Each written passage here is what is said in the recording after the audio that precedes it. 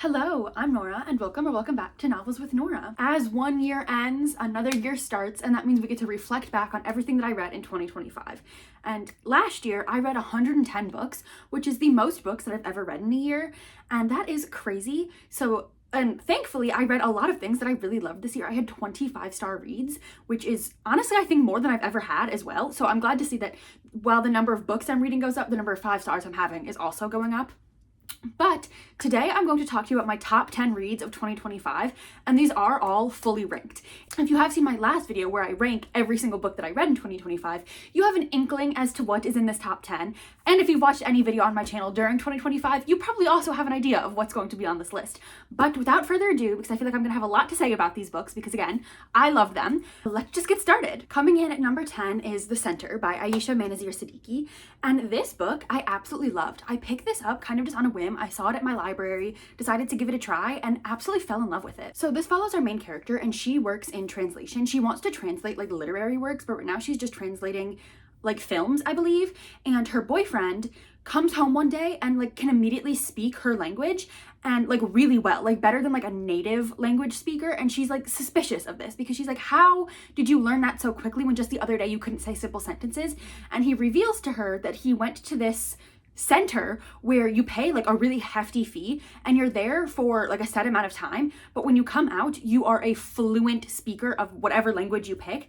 And because he told her he can never tell anyone else, you could only get to like recommend one person in your lifetime. So she's like, well, obviously I'm gonna go. Like, her parents are kind of wealthy, so she borrows money from them, I believe, but she gets the money, she goes to this center, and she experiences whatever is happening at this institution, where really all she does is she sits there and she listens to like recordings from a native speaker of the language she's trying to learn. And she's just very confused as to how this is going to help her learn that language. But when her time at the center is over, she is a fluent speaker. She's able to translate like these great literary works. She like gains this recognition that she's wanted. But then she starts to like understand actually what went on at the center and how she was able to learn this language so quickly. And then there was also like a sapphic relationship between her and the woman who runs the center. And there was just a lot of really great conversations about translation and how like a translated work will never be like 100% accurate to the original, because an active translation always involves some kind of compromise, because you can never translate like one for one exactly. And I had read Babel by R.F. Kuang 2 years ago, I think, at this point, and it had a lot of similar messaging where like the tagline for Babel was an act of translation is always an act of betrayal. And I was really thinking about that while reading this, and it has just made me think about like every book that I read so differently, because even while if it's not a translated work, the author still made choices in like every single word that they put on the page, and this book really like questions those choices and questions the role that the translator plays in the translated work and like the biases that they bring to that work. And I just loved the messaging of this book, and also like obviously the sapphic relationship I really loved. There was just a lot of things in this book that I was not anticipating loving so much. Like, I really thought this was just going to be like a 3-star middle of the road read for me, and it ended up being 5 stars, and I really loved it. And I think about it all the time. Anytime I even think about like translation or like authorship, I'm thinking of this book and the things that it talked about and the themes that it had, and it just has really stuck with me in a way that I did not expect it to. How fitting then that book number 9 of the year is The Unworthy by Agustina Bazterrica, which is a translated work. And this follows our main character. The entire book is epistolary, so it's all told through her diary entries, and she currently lives in this like religious compound of this incredibly strict, violent religion, where it's like all based around these women, and they're all trying to like work their way up through the ranks to eventually become like the enlightened of this religion. And this is set in like a post-apocalyptic world where like something went wrong in the world, as you know it does in apocalyptic novels. And our character was like on the outside and then found this religion, and like this was like her savior. This religion was like her saving grace. And so this religion preaches that like there's nothing out there for you. Like, this religion is like the only thing that exists. If you leave, like you're gonna die. There's nothing out there.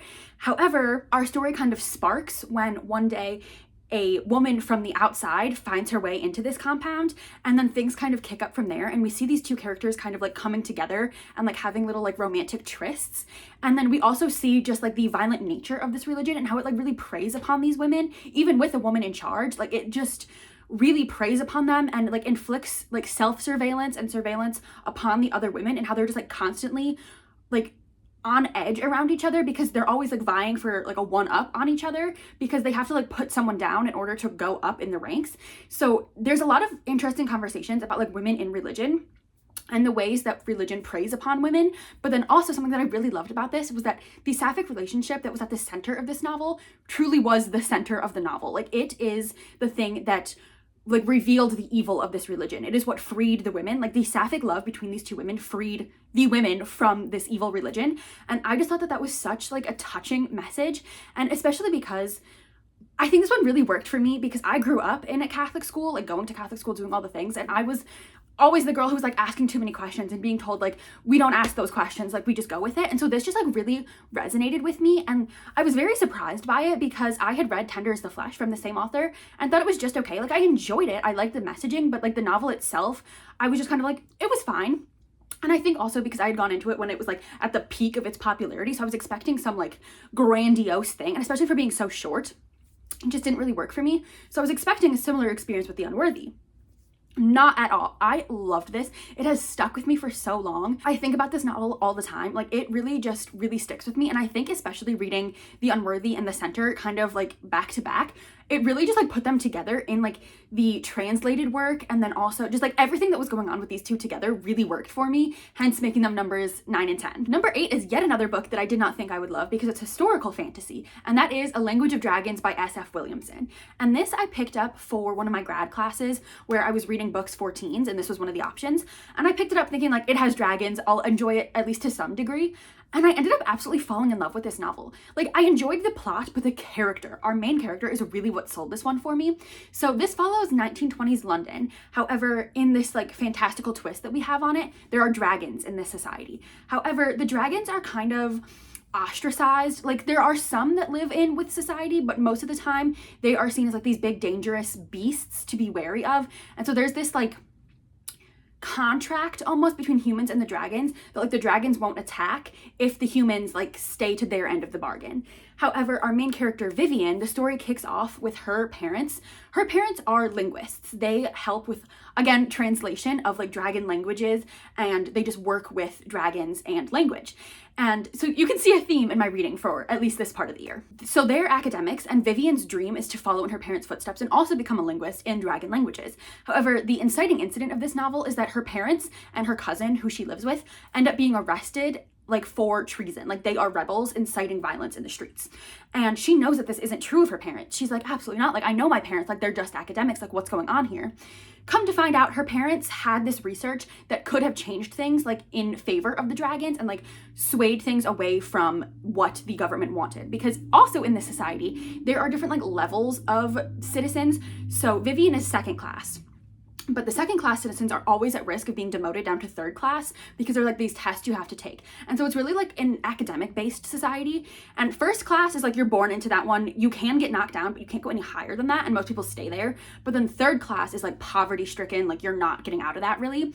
And her best friend had just been demoted to third class. So she is really like, for the first time, her eyes are being opened to like the politics of her world and like everything that's going on with like class divides and like racism and like all of these different things that her eyes are finally being opened to for the first time. So we're following like kind of a naive character at the start of the novel.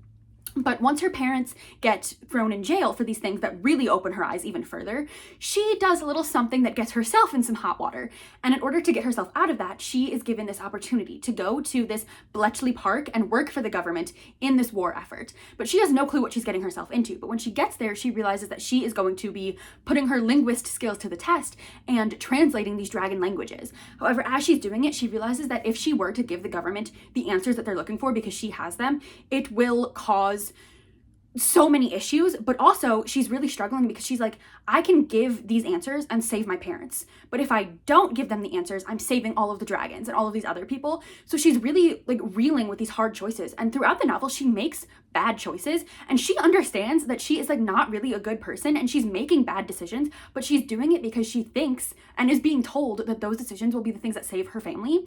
And so throughout the novel we see her just kind of like, again, having her eyes opened to what is actually going on in the society and like the politics of her world. because being a second class citizen, she never really had to pay attention to them. Her parents were quite well off. They were academics. She never really cared about any of these things. And so for the first time, she's having her eyes open and she's firsthand experiencing all of these things. And so she recognizes that maybe these choices she's making make her a bad person, but she just wants her family back. And she is just such a compelling character. And a lot of the reviews for this book were saying that they did not like her because she made these bad choices. And it's yes, but also she's doing it for such real reasons because she's just a teenager. She has never lived without her family before. She doesn't know what's going on. This is her first time ever even working with the government. She does not know what's happening. She just wants her family. So she's doing things to try and get her family. And it worked for me so well. There's different breeds of dragons that communicate differently. And I just absolutely love this. The sequel came out last Tuesday, I believe, so I have a hold on for my library to get that because I love this. It's so much fun with it. Historical fantasy, historical anything is really not my thing typically, but I really, really loved this. And a lot of the reviews will say that it's set in World War II. This is set in 1920s. This is pre-World War II. We're kind of building up to what World War II would be in this world, but we are not there yet. Just keep that in mind.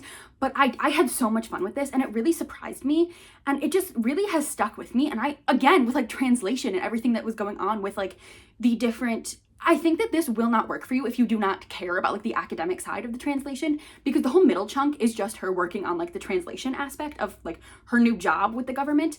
And so it does kind of lag in the middle a little bit, but because I really enjoyed the conversations that were being had about translation, especially with these dragons, I loved it, but I can see why it wouldn't work for everyone. But that is A Language of Dragons. Number 7 is a novella, actually, that I was lucky enough to get my hands on an arc of, and that is Brighter Than Scale, Swifter Than Flame by Neon Yang. And I mean, first of all, just look at this cover. One of my favorite covers of the year, truly. This blew me away. What I knew about this was that it followed a dragon hunter, similar to The Mandalorian. I knew that it was Sapphic, dragon hunter, Mandalorian. That is what sold me on this novella, and it was so much more than that. This is, I don't even think 200 pages, barely 150 pages, but it did so much and had so much character depth and exploration and growth in these pages that it stuck with me and it really, really worked for me because our main character is a knight, and there are certain knights that possess this certain magic, and our main character is one of those. And so she goes to this knight school kind of where she learns to harness her abilities. And so she has this helmet that she never takes off, similar to the Mandalorian, because she has the helmet symbolizes her embracing the identity of being this knight and leaving her family behind and taking on this new role. However, the knights are beholden to the whims of the emperor. So when he tells them to do something, they have to go and do it. So our main character gets sent to this neighboring kingdom because she is told that they are harboring a dragon. So she is going to kind of just scope it out and see what's going on there. And so she ends up in the palace with the king. The king is a woman, and I just loved that we still use the title of king and not queen for a woman ruler. I just thought that was an interesting little play on words there. And as she gets closer to this woman and starts to notice some kind of inconsistencies in this kingdom, she has to decide between her own morals and the morals that she should have as a knight. And I just loved it. And the way that these two women come together, and a lot of time passes in here because she spends a decent amount of time in this kingdom learning about what's going on, but it feels so slow and deep and wonderful while also happening so quickly. And I just loved everything that happened in here, and it was wonderful. I don't typically love novellas because I'm always well, I want more, I want to know more. But this was perfect, the perfect length, the perfect amount of character development. It just really, really worked for me. All of these are 5 stars. I feel I should have prefaced with that, but everything in my top 10 list got 5 stars. So I absolutely fell in love with this. This is my first book from Neon Yang, and I have another one on my shelf, Genesis of Misery, and I will be reading it this year because I loved this. Just the way it was able to capture so much growth and development and connection between these characters in so few pages. This did in less than 200 pages what some 400 plus page tomes can't do for me. And so I loved it so much. The world that was built and just everything that happened in here, the character depth that was achieved, just truly amazing, and also such a quick read, but has really, really stuck with me. Book number 6 is We Ride Upon Sticks by Quan Barry, and this I picked up for my Reading Books and Lala's Favorite Books vlogs. So if you want to watch that, you can see me experience all of this. This I do not know how to accurately describe because it follows this high school girls field hockey team. And at the beginning of the novel, they have not won a game. They are not very good, but they're all very passionate about it. And so they're at this competition type thing. They're at this tournament, and while they're there, they have this notebook, and they all decide to sign in this notebook and pledge to the notebook that they are going to win their games. And so they get all of the team members to sign. And after they sign, there start to be strange occurrences where like everything that these girls want starts to happen for them. And so there's like almost a paranormal thing, but like it leaves you questioning, is it paranormal or is it just like the willpower of these teenage girls all working together with like this collective hive mind that they develop? It's very fascinating. I just love books about like tight-knit groups of women all like working together. And this was exactly that, because after they all sign in here, they start to win their games. They start to get all the things that they've always wanted. And we follow every single one of the girls on the team and just like their lives and what it is that they want from this notebook and from themselves. And we see them just grow so much in sometimes less than good ways, but also we just see them like growing together as a team. And it was just so like, it's so weird. And there's very little plot actually happening. It's just kind of them going about their lives after they sign their names in this book. But it worked so well for me. I love a character-driven story, and that is what this year has taught me. And this was perfect for me because it had that like girlhood aspect of just like all these teens working together and just like having these like teen girl experiences of like trying to be popular and like have your first kiss and like just do all of these things that like you would want to do as a teen in high school, but also like having a slightly paranormal aspect with this notebook. And they are in a town that's like adjacent to Salem, Massachusetts. So there's also like witchy things going on there. It was just such a fun read, and seeing like the different like cliques between the girls, but how they all function as like a broader group. Cannot recommend this enough, but again, recognize that it will not be for everyone because there really is very little plot. We are just following these girls as they go about their lives after they sign their names. Like that is it, but it was absolutely wonderful, and I will be reading everything else from Quan Berry because I loved this. We are now entering my top 5, and all of these books I do believe you've heard me talk about before on this channel at some point or another, but coming in at number 5 is Dragonfruit by Makia Lussier, and oh my gosh, do I love this book. I think I read this in January or February, and it has stuck with me until now. I love this book. And I have read another book from this author, Year of the Reaper, and also really loved it. But this just, it really, really worked for me because in this we follow Hanalei, who is my favorite character that I have ever read. I truly, like, she is my favorite character ever. This follows Hanalei, who really is my favorite character. And she lives on this island where it's like a matriarchal island where she is like a close companion of the princess's son. And the princess and Hanalei end up getting poisoned.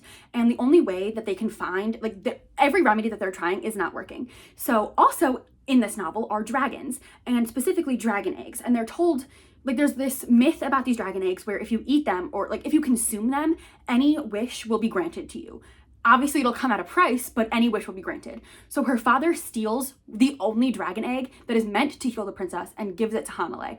Hanalei gets better, the princess does not, because again, that dragon egg was meant for her and it is the only one, because dragon eggs are like a rare thing and like you do not just find them everywhere, and they're highly sought after, especially by like hunters who want them to then sell them. So Hanalei ends up fleeing this island in disgrace because of what her father did. And we're following her several years later as she is tracking a mother dragon who she sees lay eggs, and she thinks this will finally be my redemption. I'll get to go home and make things right. So she comes back to her island to tell everyone about finding the eggs. So then we meet Sam, and Sam is Hanalei's best friend and the princess's son, and he's in a tough position because his grandmother, who is the current queen, is getting older. She's ailing. She is coming to the end of her time as the matriarch of this island. However, her daughter, Sam's mother, the princess, is still ill because she could not get the dragon egg. And Sam, being a boy, cannot take the mantle of ruler because it's a matriarchal society. So when Hanalei comes back and tells them that she has found eggs, everyone rejoices. They are like, oh my god, finally we can try and like fix what was broken. And from there we embark on this journey of trying to find the eggs, but also learning more about the myth of the dragon eggs and what cost truly is extracted, and also just more about the dragons and like their way of life. And then also we just see Hanalei be so emotional yet strong, and that is why she's one of my favorite characters, is because we still see her, like when she comes back to the island for the first time, we see her breaking down in emotion because she hasn't been home in years, but she's also such a strong, like powerful main character who is willing to do what it takes to restore everything that was broken by her father.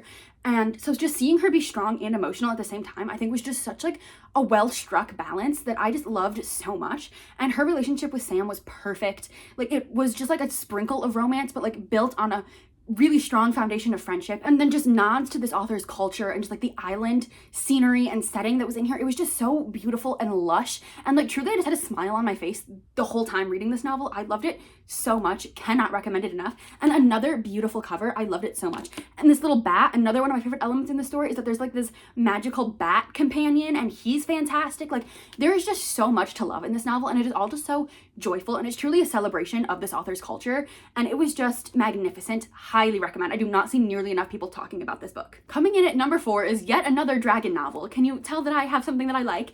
And that is To Shape a Dragon's Breath by Monaco Blackgoose. And this is an indigenous inspired dragon fantasy, and I loved this. This was so wonderful. It had so many great conversations and just like topics that were discussed in here, but also had a really strong plot that I absolutely loved.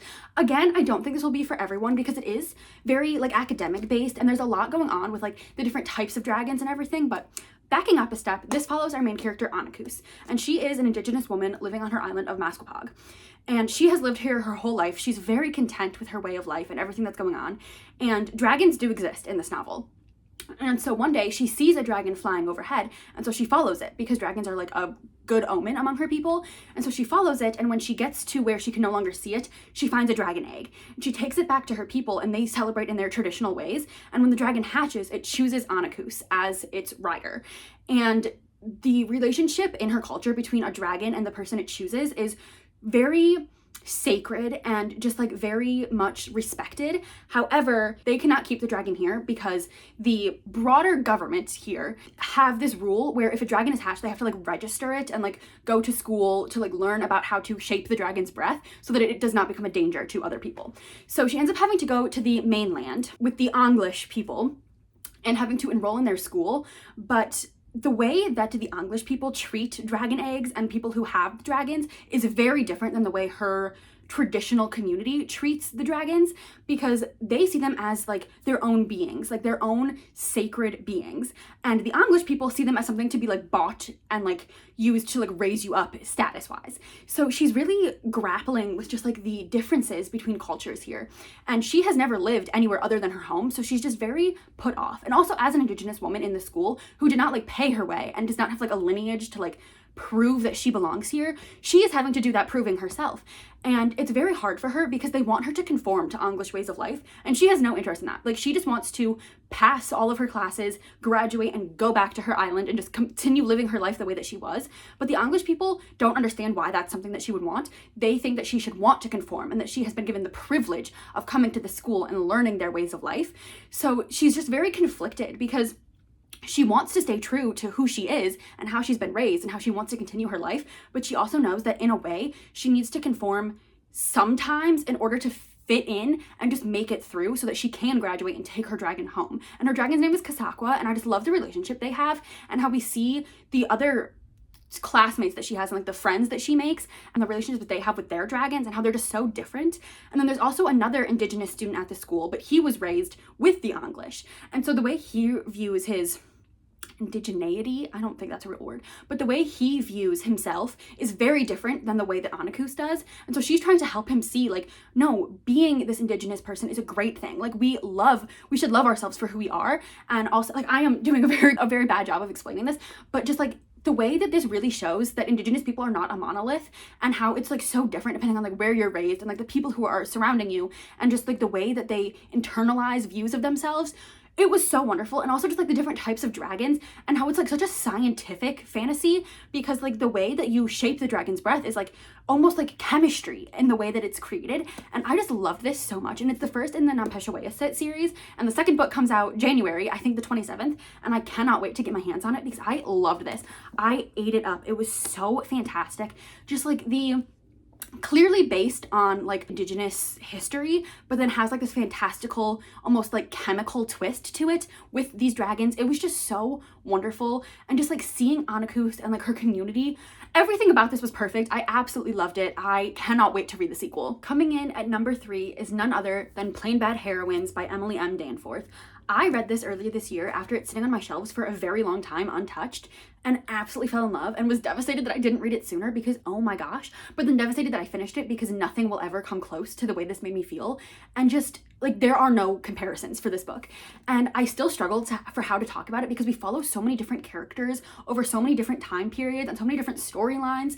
But the basis of this book is that it starts in 1902 at this Brookhant School for Girls. And at this school, we follow two characters, Flo and Clara, and they become obsessed with this book by Mary MacLane, and they like start like a secret club for this book. And they meet in the like this secret apple orchard where they are later discovered dead with a copy of the book, killed by a swarm of yellow jackets. So very mysterious, gruesome death with this book at the scene. And the school will go on to close 5 years later, but not before 3 more girls end up dead in also gruesome, mysterious ways, all kind of centering around this book by Mary MacLane. And so that's our first story. And then between that and like our other main story, we have perspectives from the headmistress and her lover, and what their experience was when all of this was going on at the school and how they're kind of more tied into it than you would expect. And then our other main storyline follows author Merritt, who is writing a book about the history of Mary MacLane's book and what happened at Brookhant. And her book becomes so like overnight successful that a movie is being made about the entire experience of Brookhant.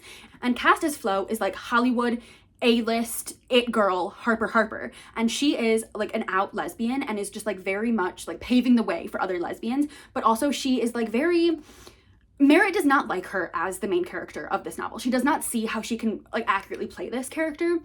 And then starring opposite her as Clara is B-list child star Audrey Wells, whose mother was like scream queen of her day. So there's just like a lot going on with all of our different characters individually, but then also when they come together back at Brookhant to film this movie, there is a lot of Hollywood hijinks because like the producer wants to make this movie like as realistic and scary as possible. And so these girls are really struggling with like, okay, what is like actually real and haunting and what is like the producer setting things up to scare them. And through all these timelines, everything is connected and we don't follow, like, I don't really know how to describe it, but it's not like we're following specifically one character in each timeline. We follow everyone because we have like an omnipresent, omniscient narrator who's like kind of sassy and snarky, and there's footnotes and like there's illustrations, and this book is just such like a multimedia experience. I cannot accurately describe this to you, and there were just so many times in here where I was like, this feels like it's gonna circle back around, and then it does, but the way that it connects to everything else, I never could have in a million years guessed that that's what was happening. And it is just so wonderful, and it is just so full of sapphic women all following their own paths and doing their own things, but being like tormented by this school and the yellow jackets. And it is just so wonderful, and the way it ends, beautiful. Like it's so haunting in the way it ends. And like this is a big book at over 500 pages, but like you just devour it, or at least I did. And because we follow the different timelines and the different characters, you'll be reading like the Brookhant's like original storyline with Clara and Flo, and that chapter will end and you'll be like, well, I want to know what happens next. But then you have to get through like other perspectives to get there. And by the time you get back, you're so caught up in the other narratives that you just can't put it down because you just need to know what's going to happen next with all of these characters. I love this book, and I have searched high and low for like comparison titles, and there is just nothing that comes close because this is so sprawling and just so interconnected in crazy ways. Yeah, this book was absolutely stunning, truly like incomparable, and I feel inconsolable having finished it and now knowing that there's nothing else for me after this, because I cannot compare this to anything. It is truly one of a kind, stands on its own, one of the most wonderful books that I've ever read, and just so thought out. This is one of those books that makes me just like stop and think, how does one even begin to go about writing something like this? Like, it was truly so wonderful. Like, it is a work of art in so many ways. Like I said, there's illustrations, there's so many different characters and storylines and timelines and the footnotes and just everything that happens in here completely full circle. Like, not a stone is left unturned. It is just wonderful and truly just like a feat of writing. Like, I do not know how this author even came up with this idea. It's crazy good. Highly recommend. I do not see nearly enough people reading this one or talking about it because it was so good. Please pick this one up. Like, I need to have more people to talk to about this because it was so good. And I will be rereading this now, knowing how everything connects. Picking out like all of the connections while reading is just going to be like an experience all of its own, and I'm just so excited to get to experience it again, because when I tell you I loved this book, and even just holding it, I'm like transported back to when I was reading it and just feeling so drawn in and like enamored by this book and these characters and this Brooke Haunt's school. Like, I truly cannot say enough good things about this book. Please pick this one up. Now for my top 2 reads of the year. They are numbers 1 and 2 in a new trilogy, and if you've been here for any amount of time, you know what I'm about to talk about, and that is The Stardust Thief and The Ashfire King by Chelsea Abdullah, both of which I read this year, both of which I absolutely loved and cannot talk about enough. So Stardust Thief is number 1, my top read of the year, and number 2, following closely behind, is The Ashfire King. And I've talked about this before, but in my head, series, trilogies, duologies, they're kind of like linked as like one conglomerate in a way. So it's like I couldn't separate these two. I considered putting Playing Bad Heroines in between to have it be my second book of the year, but like I can't separate them. They go together in more ways than you would think, actually. So let me tell you about The Stardust Thief. So The Stardust Thief follows our main character, Luli, and she is the Midnight Merchant. She, with the help of her Jinn bodyguard, and Jinns in this world, like, they're known to exist, but for the most part, they're like hunted and executed. Like, they are seen as like the opposition, the oppressors. Like, we should be hunting them and killing them, and we should be cheering for their deaths.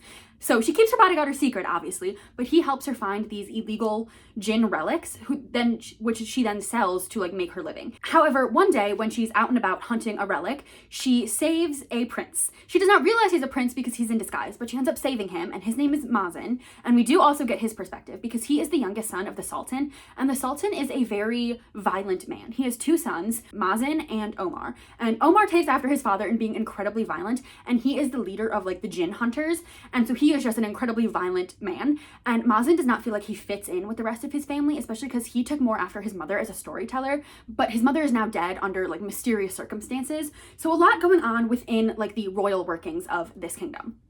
But after Luli saves Mazen, she ends up being invited to the Sultan's palace, where she is tasked with finding this lost Jinn relic that is supposedly belonging to the lineage of the Sultan. And so she is pretty much told, like voluntold, that she has to go out and find this. And in order to make sure that she brings it back to the Sultan and like doesn't just like run away, the oldest son, Omar, is sent with her and to go find this lamp. And when I tell you that everything that could possibly go wrong on this journey does, and like nothing is as it seems, the back even says, in a world where story is reality and illusion is truth, Luli will discover that everything, her enemy, her magic, even her own past, is not what it seems. And this book is just so steeped in culture and story and magic, and it is just everything that I ever want from a fantasy novel. And it was like truly, it felt like this book was written for me. Like, this is my ideal fantasy. It is my favorite book of all time. I love this book. It is just so amazing, and like I said, so steeped in storytelling and the stories of the author's cultures, and it is just so wonderful. And I love Mazen and Luli as characters, and like this is clearly going to be like a slow burn romance between those two, because even in book 2, which we'll get to, we've barely done anything, and it is just so fantastic. And the way that like everything, like every foundation that each character stands on gets completely crumbled out from under them throughout the course of this series, absolutely amazing. The way we see them grow and learn and find themselves, it is just truly an outstanding series. The magic system and the way that it just like expands with each book, and everything about this series is everything to me. I cannot say enough good things about this. And this one came out quite a few years ago. I don't remember exactly when, but quite a few years ago, and sat on my shelves for a while.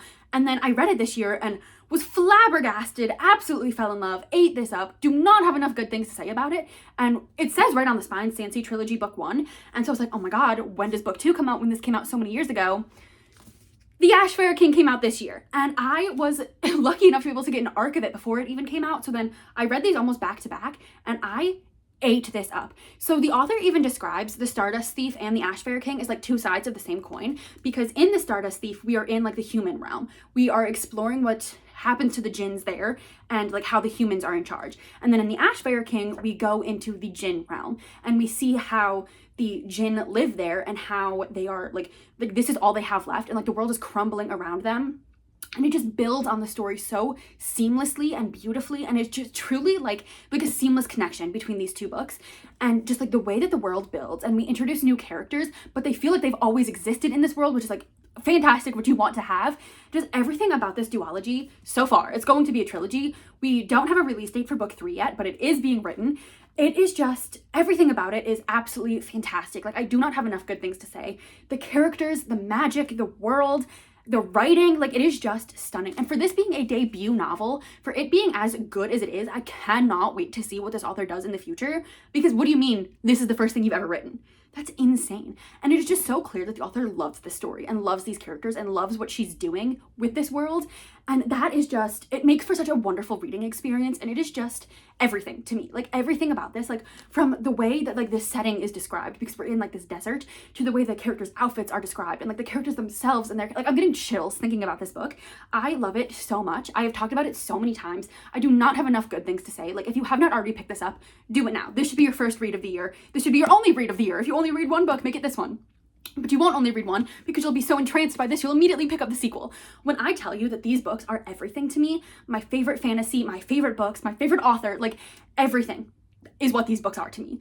So these had to be my top 1 and 2 reads of the year. Like, truly, I, again, do not have enough good things to say. Like, I don't know what else I need to say to convince you to read them. If you're not even into fantasy, I think you'll still like these, because if you're into reading, these books are clearly written by a lover of stories. And so they're just, I love them. Yeah, I cannot say enough good things. Like, I'm tripping over my words trying to tell you how much I love these books. And then even within them, because Mazen is a storyteller, so you get to learn so much about, like, the history and the culture of this world that Chelsea Abdullah has created from him telling stories. And the stories that he tells are in here, and they're as, like, these, like parchment, like, oh my god, just everything about this is just so fantastic. And just the way that everything comes together and makes sense all together. Like, I need to stop talking about this because I will just keep rambling and, like, not actually making any sense. But when I tell you that that is the best fantasy that I've ever read, the best book that I've ever read, the best writing that I've ever experienced, please read these books. Please check out Chelsea Abdullah. She is doing fantastic things. She's also just, like, an amazing person. I got to go to, like, a live, like, virtual event that she did, and she was fantastic.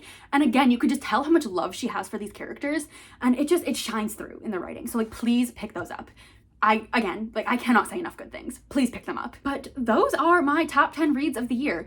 If you have been around for a while, did any of these surprise you? Were you shocked that anything I read wasn't here? Let me know. But also, if you're curious what my top 20 reads of the year were, you can go back and watch my last video, which was my ranking every single book I read, like I talked about, and I do my whole top 20. So you can see everything that I rated 5 stars is fully ranked in there. But I love all of these books. I would absolutely love if you pick any of them up to tell me what you think. Like, even if you don't love it, I would just love to know what you thought. I would also love to know what your top read of the year was. If you can't pick one, what your top reads of the year were. I always have so much fun ranking my reads. Like, is it hard? Yes. Do I have so much fun with it because it gets me to, like, reminisce on all of these books and really just, like, think about them and how much I love them? Yes, absolutely. So if I could recommend you one book from these top 10, obviously it's going to be The Stardust Thief. But I also recognize that, like, most of my reads are, like, they're not going to be for everyone. And I truly think that that's what's so wonderful about reading, is how much I love these books. You could absolutely hate them. And both experiences are still valid. And so that's why I love seeing everyone's, like, top reads of the year, because, like, there's books in there that I would never even think of picking up for myself, but someone will talk about it so passionately and love it so much that I'm like, well, now I want to give it a try. Even if I don't end up loving it, I can maybe see where that person was coming from on why they loved it. So these are always, like, my favorite videos to film, because I also just get to, like, talk about my favorite books of the year for, like, 20-30 minutes, and I have the time of my life doing it, because it's also just fun for me to reminisce and think about how much I love these books and, like, what aspects of them I loved. But I could be here forever going on and on about how much I love these books, so I will cut myself off here. But thank you so much for joining me today. I would truly love to hear what your top reads of the year were, or if you've read any of these books, what you thought. But other than that, I hope you like, comment, and subscribe, and I hope to see you in another video again soon. Bye!